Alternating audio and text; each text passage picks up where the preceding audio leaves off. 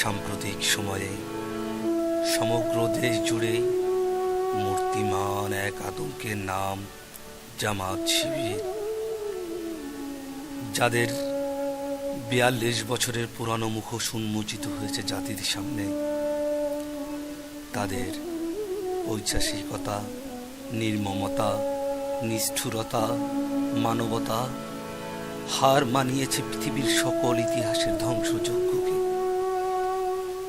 স্বীয় স্বার্থ চরিতার্থ করার প্রয়াসে এ কোন বিভীষিকা? ইসলাম বা কোনো ধর্ম কি দিয়ে সম্মতি দিয়েছে নারকীয়তার?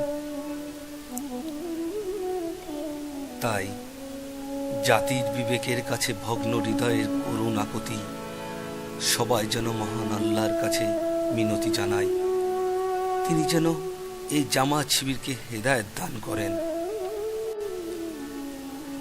সাম্প্রতিক সময়ে সমগ্র দেশ জুড়ে মূর্তিমান এক আতঙ্কের নাম জামাত শিবির, যাদের ৪২ বছরের পুরানো মুখোশ উন্মোচিত হয়েছে জাতির সামনে।